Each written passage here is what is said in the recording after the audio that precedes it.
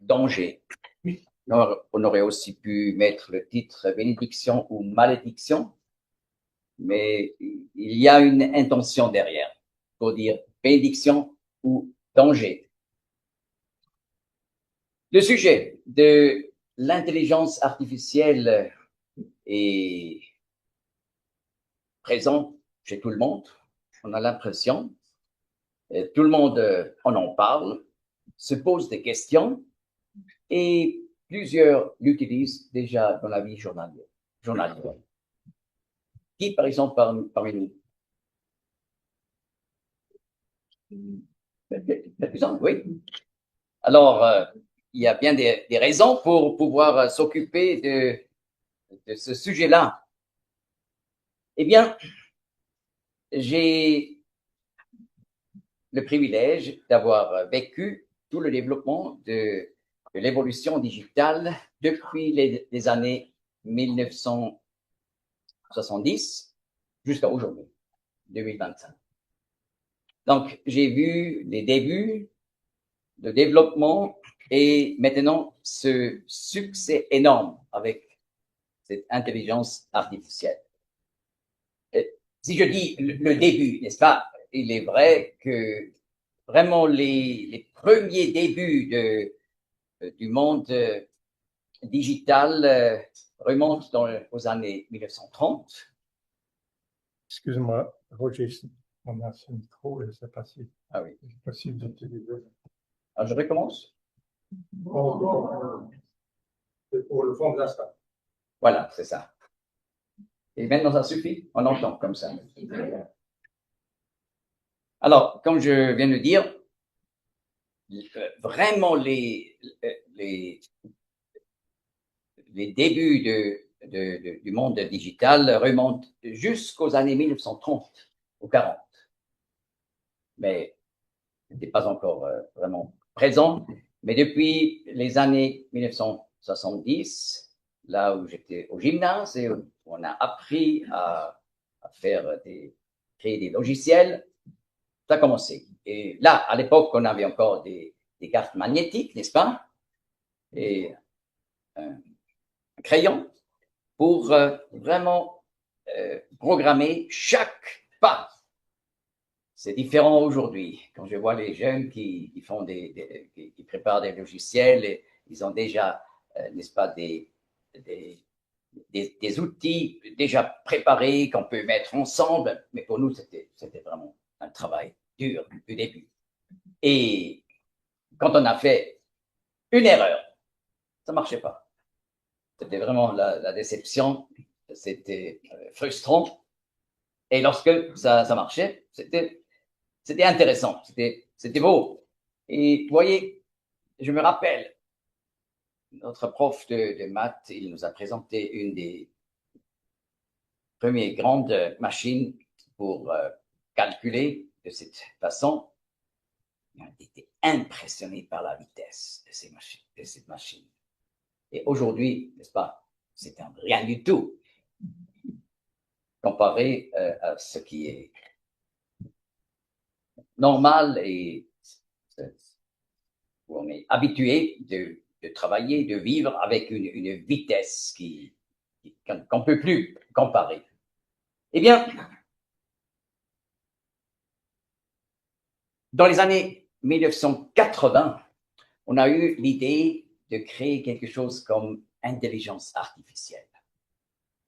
Et on avait vraiment l'espérance qu'un jour, ça va marcher. On a essayé.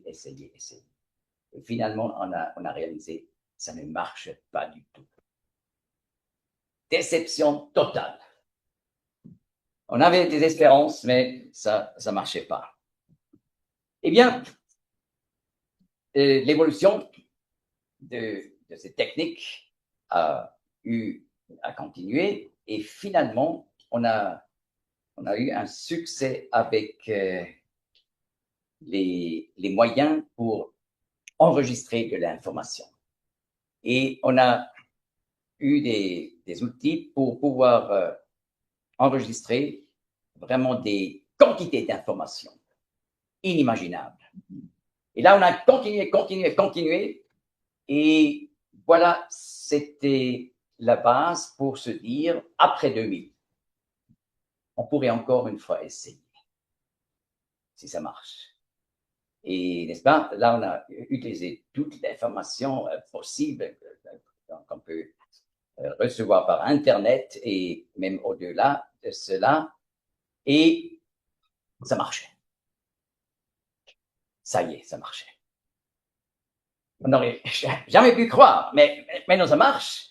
Et n'est-ce pas, vous savez, on peut poser une question, n'importe quelle question.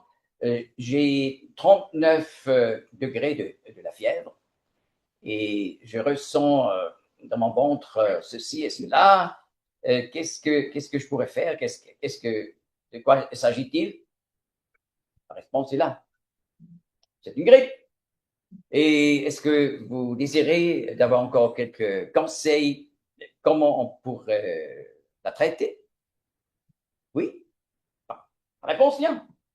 Ça marche. Comme si c'était une personne derrière. Et en tout cas, il n'y a pas de personne derrière. Mais ça marche comme ça. Et ça peut même être dangereux pour quelques personnes. Parce qu'on a tellement l'impression quand on fait un dialogue avec l'ordinateur qu'on peut même avoir un lien, une relation. Et c'est vraiment dangereux si on a quelques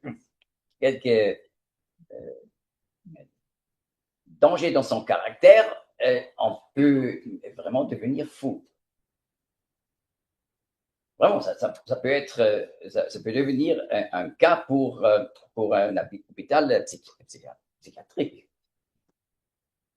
Alors, il faut vraiment faire attention. Mais lorsqu'on pose la question sur ordinateur, on a accès à l'intelligence artificielle et on demande, est-ce que tu as une personnalité? Non. Alors, la réponse est non.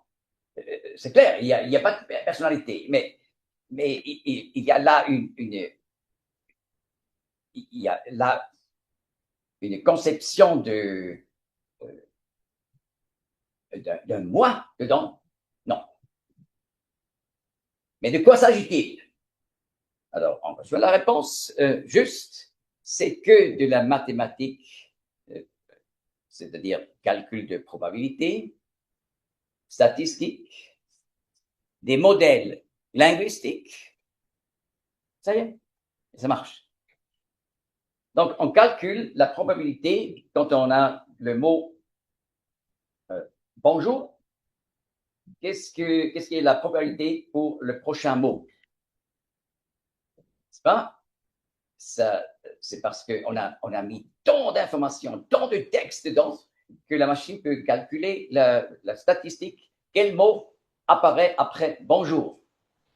Et bien sûr, on met encore plus. Alors, le calcul est encore plus précis et on peut créer des vrais textes comme si c'était fait par une personne. Et ça marche. C'est étonnant, on n'aurait jamais pensé. Et comme j'ai dit, dans les années 1980, on a même pensé que finalement, ce n'est pas possible. Et maintenant, ça marche. Mais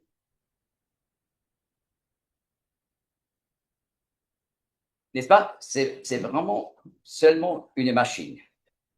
Et il n'y a pas d'esprit dedans, mais on a l'impression qu'il y a un esprit. Et ça, on savait depuis toujours, n'est-ce pas? Alors déjà, dans les années 1970, notre prof de maths, il nous a expliqué, cette machine, elle est absolument stupide. Complètement stupide. Et pourquoi elle s'est calculée de cette façon? Parce qu'on a programmé. Donc, elle marche avec ce qu'on a mis dedans. Et maintenant, c'est la même chose. Ça marche à travers de ce qu'on a mis dedans. Mais c'est devenu tellement complexe qu'on parle d'une boîte noire dedans. On peut comprendre cela déjà par le fait des logiciels des années longtemps passées, n'est-ce pas? Lorsqu'il y a une erreur dans le logiciel, il y a presque personne qui va trouver. Pourquoi? Ça réagit tout d'un coup, ça ne marche pas sur l'ordinateur. C'est tellement difficile pour retrouver l'erreur. Parce qu'il y a une telle complexité et tant de relations qui surpassent l'intelligence humaine. Et c'est pour ça qu'on ne trouve pas facilement. Et maintenant, avec l'intelligence artificielle, c'est encore beaucoup pire. Parce que on peut même développer par ce moyen des nouveaux logiciels.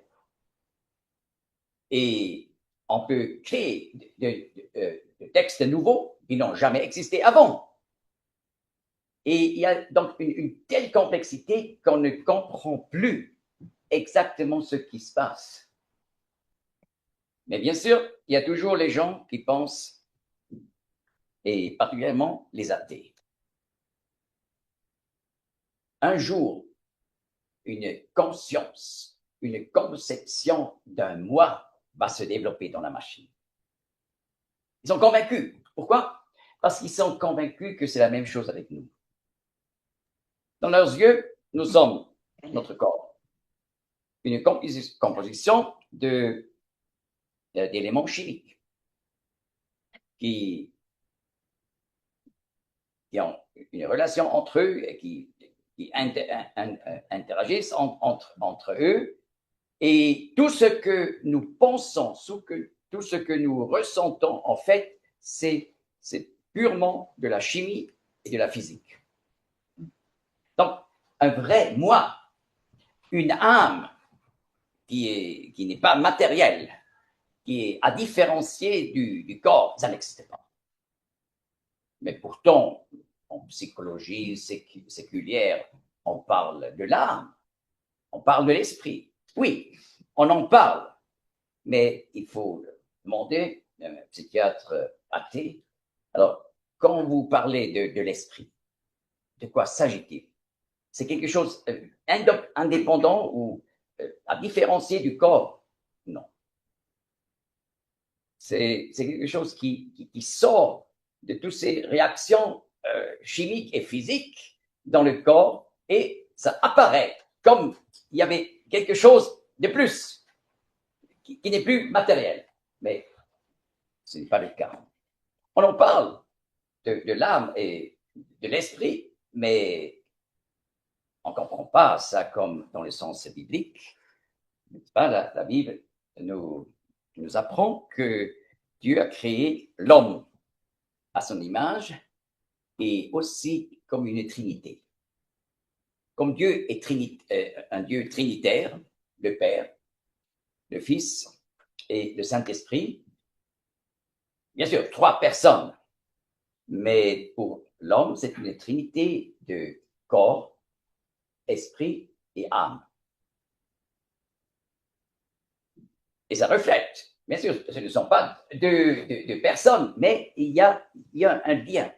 D'ailleurs, en 1 Corinthiens 2, l'esprit de l'homme est comparé à l'esprit de Dieu. Il sonde les profondeurs de l'homme et aussi de son corps. Et dans le livre des Proverbes, on lit que l'esprit de l'homme est une lampe qui sonde tous les parties secrètes du corps. Donc, il y a là clairement une distinction entre esprit et corps. Alors, un athée, il dirait impossible. C'est que de la matière. Et ça apparaît simplement comme ça. Et un jour, ça va être la même chose avec l'ordinateur. Là va sortir une personnalité. Bien sûr, aujourd'hui, on peut mettre dans quelque chose dans son ordinateur qui fait que lorsque le matin, on ouvre la machine, tout à coup apparaît une image qui dit « Bonjour, bonjour Roger, tu es merveilleux. » Oui, mais ça ne nous impressionne pas, n'est-ce pas? Parce que c'est nous qui avons mis ça dedans. Quelle stupidité. Mais il n'y a pas une personnalité qui cherche une relation et qui s'intéresse à ma personne. Et voilà, c'est la même chose pour l'intelligence artificielle. On peut dire, d'un point de vue biblique, jamais une personnalité va se développer. Mais on peut quand même se poser la question, n'est-ce pas? Le cerveau humain, c'est la chose la plus compliquée, la plus complexe qui existe dans l'univers. Et le modèle pour l'intelligence artificielle est la structure du cerveau humain. Alors, on essaye de copier, en fait, le cerveau humain. Et voilà, lorsqu'on considère ce sujet à la lumière de la Bible, nous lisons en Apocalypse 13 de l'Antéchrist, la bête montant de la terre. Et je vais lire quelques versets. Apocalypse 13, verset 11.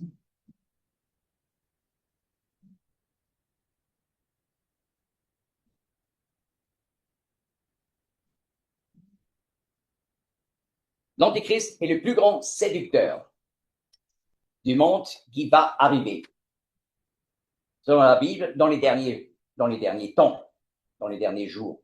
Et d'ailleurs, les derniers jours dans la Bible, c'est toujours l'époque où le peuple juif dispersé dans le monde entier retourne au pays des ancêtres.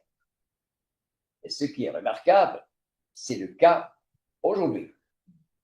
N'est-ce pas? Après presque 2000 ans de dispersion juive dans le monde entier, sans État, et dans le monde entier, dispersé, mais jamais aimé, toujours rejeté, un tel peuple retourne après 2000 ans.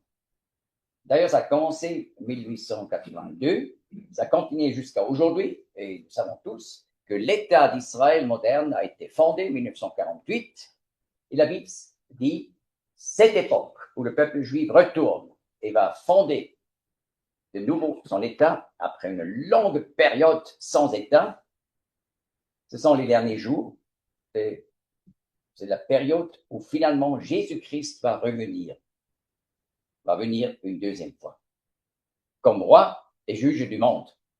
C'est intéressant, n'est-ce pas? Et voilà, la Bible nous dit que cette époque sera l'époque de l'Antichrist.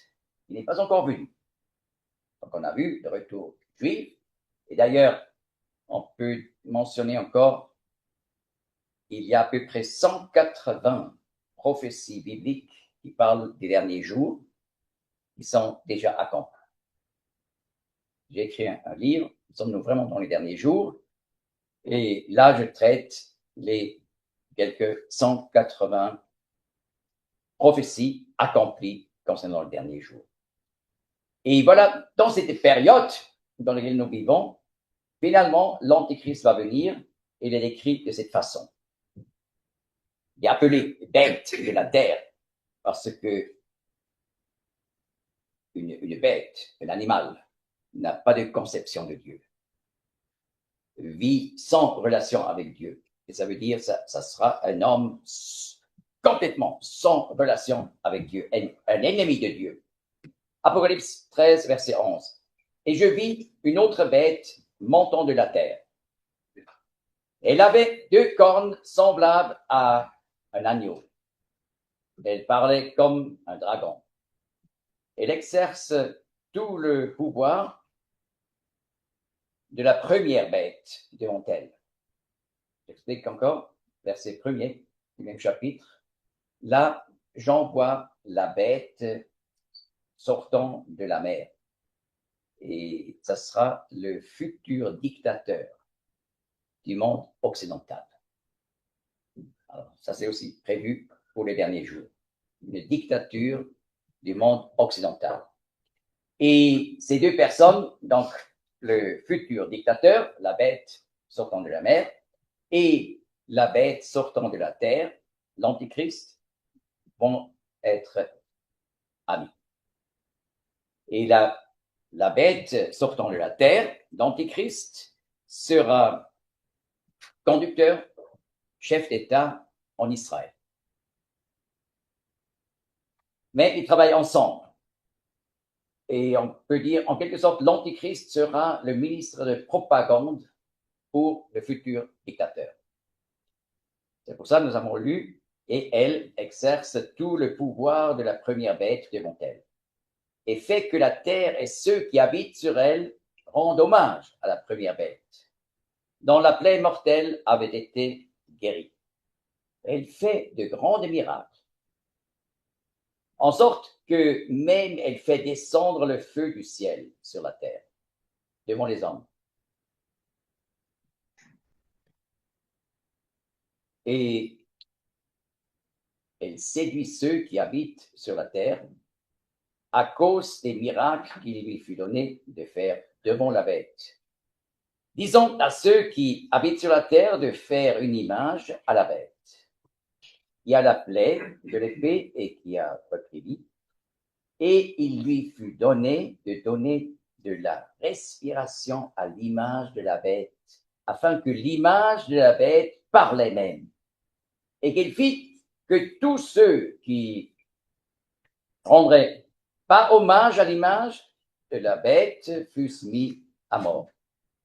Elle fait que tous, petits et grands, et riches et pauvres, et libres et esclaves, on leur donne une marque sur la main droite ou sur le front, et que personne ne peut acheter ou vendre, sinon celui qui a la marque, le nom de la bête ou le nombre de son nom. Ici est la sagesse, que celui qui a de l'intelligence compte le nombre de la bête, car c'est un nombre d'hommes. Et son nombre est 666. Eh bien, il est remarquable, cet antichrist sera le plus grand occultiste de l'histoire. Et il fera des signes inimaginables. Et nous avons ici deux exemples. Il va faire descendre du feu du ciel. Donc, il va faire comme à l'époque d'Élie, que le feu des éclaircies tombe du ciel sur la terre. Mais là, en rapport avec Élie, le prophète, c'était la preuve pour le seul vrai Dieu. N'est-ce pas? Par ce miracle, tout Israël a reconnu que l'Éternel, le Dieu de la Bible, est le seul vrai Dieu.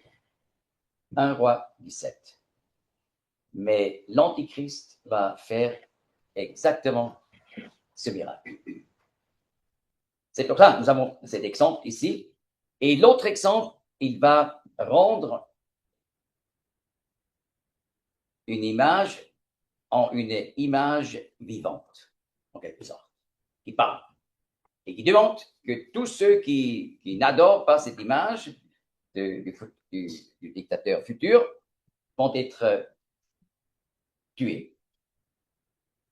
Eh bien, dans l'Ancien Testament, un argument très fort contre le paganisme, contre la vénération d'idoles, était ceci. Psaume 115. Les dieux des nations ont des yeux et ne voient pas. Ils ont des pieds, ils ne marchent pas. Ils ont des oreilles, ils n'écoutent pas. Ils ont une bouche et ne parlent pas. Combien d'images de cette sorte j'ai vu en Inde, en Cambodge, au Thaïlande, etc. Et souvent, j'ai regardé la bouche. Ça ne bougeait jamais. Jamais. Mais les gens croient que ces images sont des images vivantes. Pas, en général, dans l'hindouisme ou aussi dans le bouddhisme, on ne croit pas que simplement une statue, soit quelque chose. Mais, ils disent, lorsque le prêtre fait un rituel précis d'ouverture de la bouche, alors là,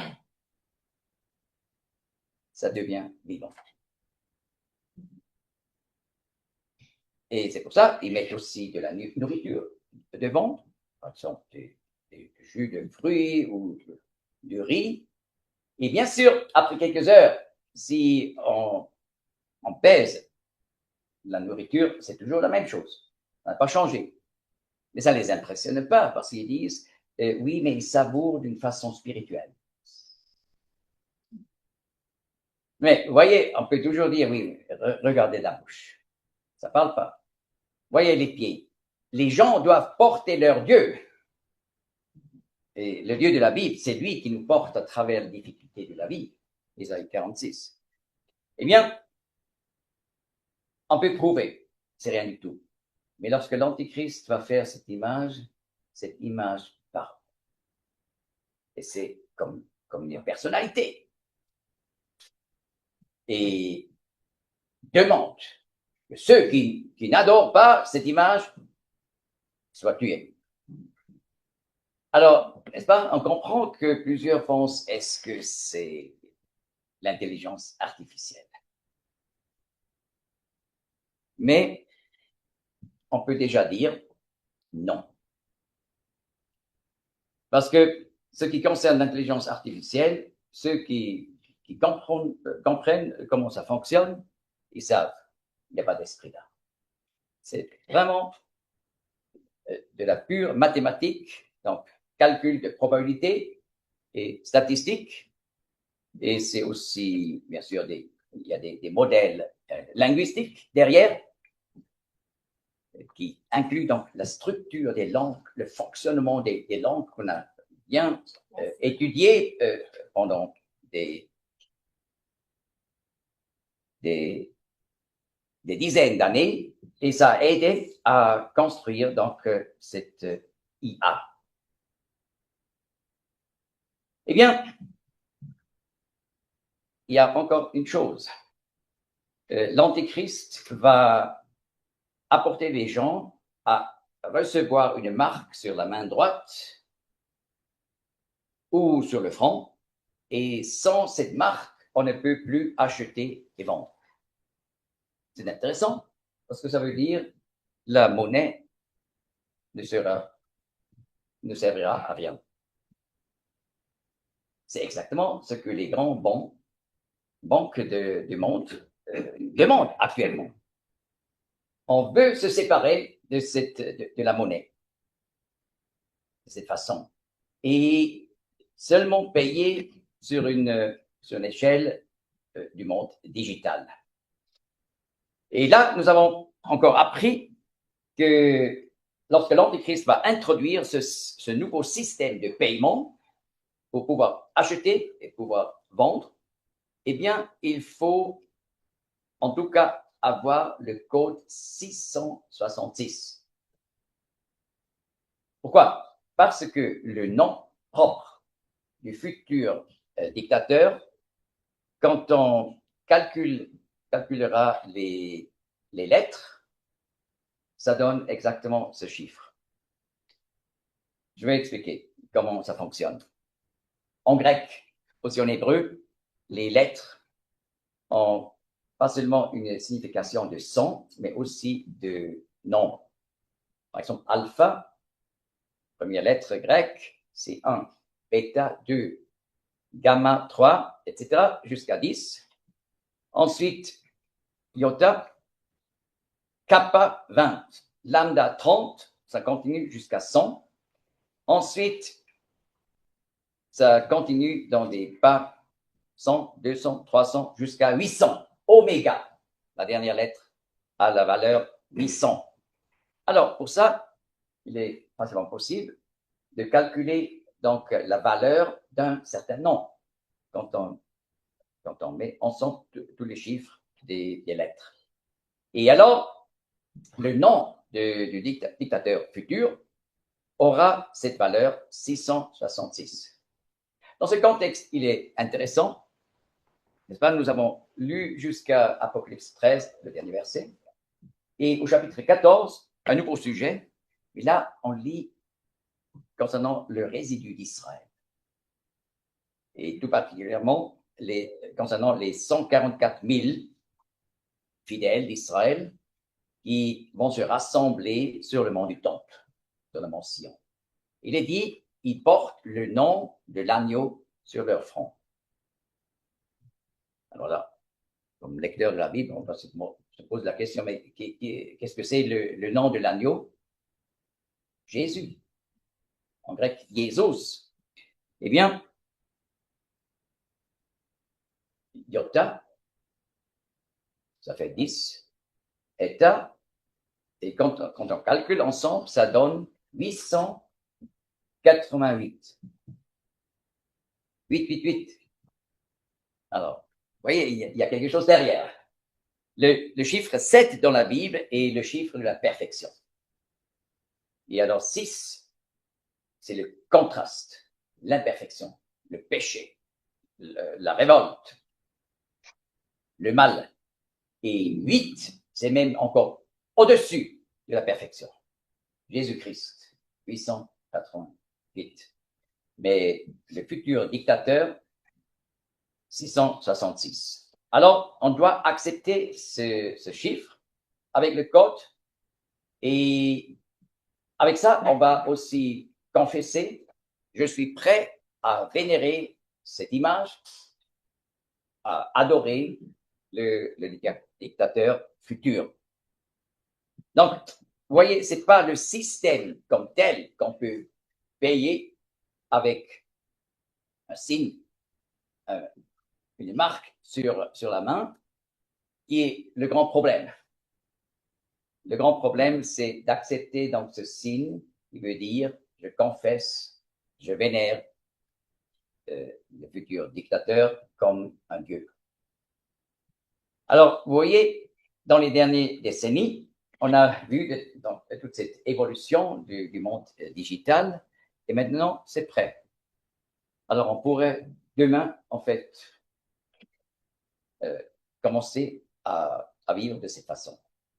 Acheter seulement avec un code sur la main. Il y a plusieurs options pour réaliser ça et ça a été déjà essayé. Aussi sur le front, bien sûr, invisible, simplement avec la machine. C'est lu, c'est payé. C'est plus facile qu'avec une carte, parce que la carte, vous voyez, combien de fois vous avez perdu ou dans un certain moment pas trouvé.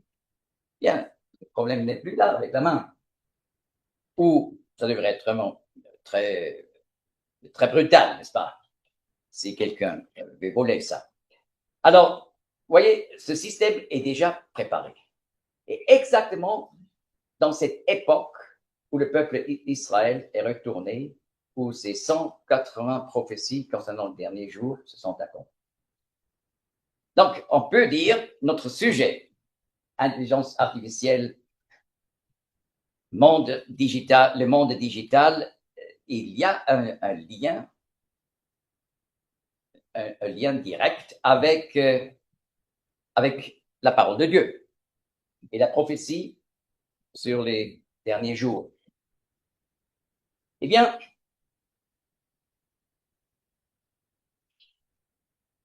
on peut dire, donc, ce système pour acheter et vendre est sans doute lié à ce développement des ordinateurs, des logiciels et de l'intelligence artificielle.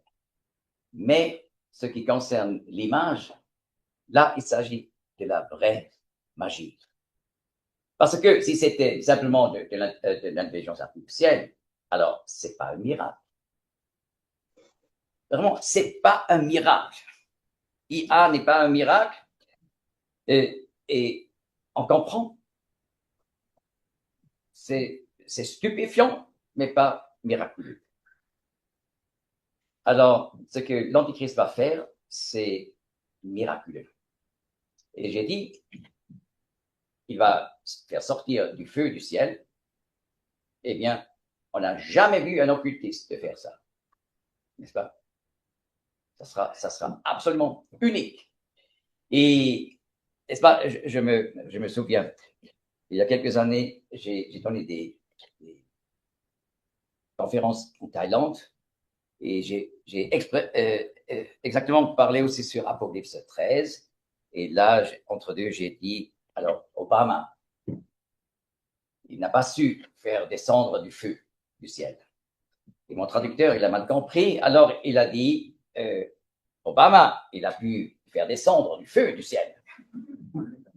Et les gens n'ont pas réagi. C'est dangereux. Eh bien, finalement, on a réalisé qu'il a mal traduit. On a corrigé ça. Mais vraiment, vous vous rappelez, l'époque où Obama a pris le pouvoir pour un grand nombre du monde, il était comme un messie. Mais il ne savait pas faire descendre du feu du ciel. Mais s'il avait su, incroyable, l'effet. Et ce sera l'effet de l'Antichrist. Et ce sont simplement deux exemples. Il va faire encore plus. Eh bien, nous voyons que le sujet de l'intelligence artificielle est beaucoup lié au cerveau humain. Parce que le cerveau humain sert comme modèle. Eh bien, j'aimerais expliquer un peu le cerveau, c'est quoi.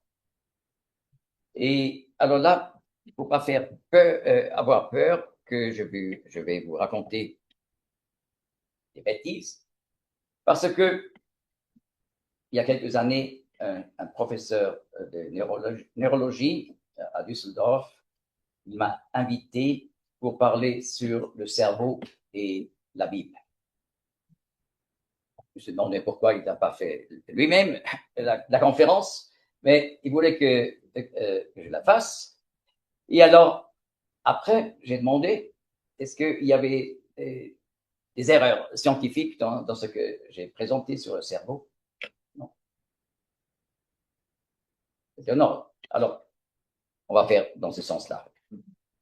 Eh bien, tout d'abord, je répète ce que j'ai déjà dit. Le cerveau humain est la structure matérielle la plus complexe que nous connaissons dans l'univers.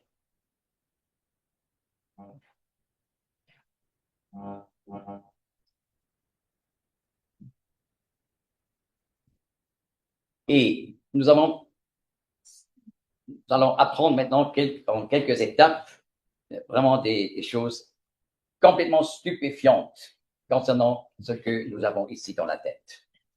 Nous tous, le cerveau humain est composé d'environ 100 milliards, donc 10 puissance 11 de neurones, c'est-à-dire des cellules nerveuses. C'est déjà incroyable. Alors, si vous allez voir dans des livres, ou peut-être aussi demandé par IA, ça se peut que vous allez recevoir la réponse environ 86 milliards. Oui, on ne sait pas exactement, mais la grandeur est importante. Et voilà, chaque neurone possède jusqu'à 10 000 connexions avec d'autres neurones. Et ici, sur l'image, vous voyez une telle connexion qu'on appelle synapse. Les synapses sont excessivement intéressantes et importantes. Pourquoi? Parce que là, il y a des processus chimiques excessivement complexes, mais excessivement importants, en rapport avec tout ce que nous faisons, tout ce que nous pensons. Alors, à cause de ça, nous pouvons dire l'être humain possède environ 1 billion de synapses. 10 puissance 15. Ça veut dire le chiffre 1 suivi par 15 zéros. Bien sûr. Personne parmi nous peut s'imaginer quelque chose par ce chiffre. Mais nous pouvons parler sur ce sujet comme si c'était pas un problème. Mais si vous avez simplement compris que c'est incroyable, vous avez déjà compris. Alors, on pourrait aussi s'imaginer la longueur des connexions, si on les met une après l'autre. La longueur des connexions neuronales, ça donne 1,5 million de kilomètres. Et ça se trouve ici dedans. Incroyable. Mais c'est vrai.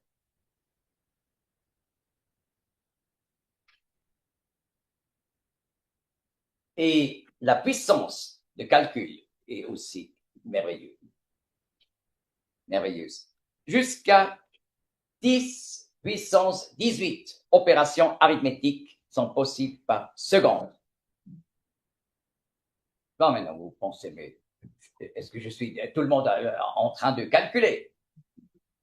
Oui, je vais un peu expliquer comment ça marche, ces calculs. Mais c'est vrai, ça marche actuellement. En ce moment, lorsqu'on écoute, on réfléchit, quand on écoute une conférence, quand on réfléchit sur ce qu'on entend, eh bien, ça marche. Et d'ailleurs, la puissance nécessaire pour que ça fonctionne, il faut seulement environ 20 watts. Regarde. N'est-ce pas, les ordinateurs, c'est le grand problème que ça abuse de l'énergie. C'est un abus d'énergie, oui. Mais notre cerveau est totalement différent. Mais la puissance des opérations arithmétiques surpasse tout ce que nous connaissons dans le monde digital.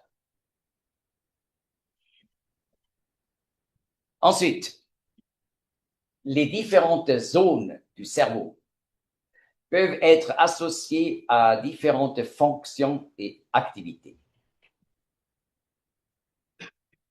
Eh bien, d'abord, nous allons voir ce que c'est le lobe frontal. Ici, c'est bon.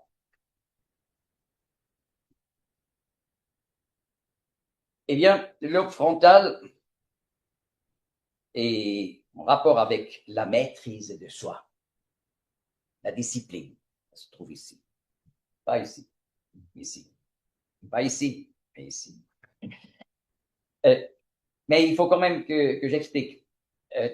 Dans le passé, dans la science, on a pensé, il y a donc les différentes régions et l'activité ici et l'activité ici et pas là. Mais aujourd'hui, on sait, c'est principalement ici. Mais bien sûr, en même temps, lié, connecté avec d'autres régions. C'est encore plus complexe qu'on avait cru. Alors, la maîtrise de soi, la discipline, la motivation, planification, organisation, tout cela se trouve ici. Le discernement, aussi d'ailleurs, discernement entre le bien et le mal, et exécution de mouvements, lorsqu'on joue du piano, par exemple, ça marche. Alors, aussi la mémoire à long terme, etc. Et voilà le lobe temporal, ici, à côté. Et là, nous trouvons le centre auditif, très important en ce moment pour vous, moins pour moi, mais aussi la compréhension du langage. Et se trouve là la mémoire à court terme et aussi réaction d'alerte et de défense, etc. Et le lobe pariétal, là, il se trouve la perception spatiale, n'est-ce pas? Lorsque je me tiens ici, je suis conscient que ici, il y a le mur. Je ne peux plus aller plus loin. Et là, il y a la table et je me retrouve là dans l'espace. Alors, c'est parce que cette partie est en train de fonctionner. D'ailleurs, quand on fait de la méditation bouddhiste, par exemple, cette partie est réduite, et c'est pour ça qu'ils se sentent un avec l'univers. Mais c'est pas parce qu'ils sont un, mais c'est parce que ça fonctionne plus comme il faut.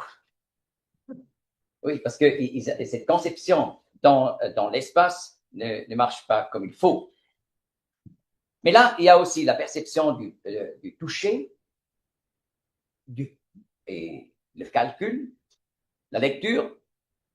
C'est en rapport avec cette partie. Ensuite, le lobe occipital, pardon. Lobe occipital, là, il y a le centre visuel que vous utilisez lorsque vous voyez là la présentation PowerPoint. Et particulièrement en rapport avec la distinction des formes. C'est aussi important maintenant pour comprendre ce schéma. Distinction des couleurs, des lignes et des contrastes dans les impressions sensorielles, visuelles. Et finalement, en bas, derrière, le cervelet. Et là, c'est très important pour la motricité, les réflexes, les mouvements automatisés. Lorsque vous conduisez une voiture, n'est-ce pas?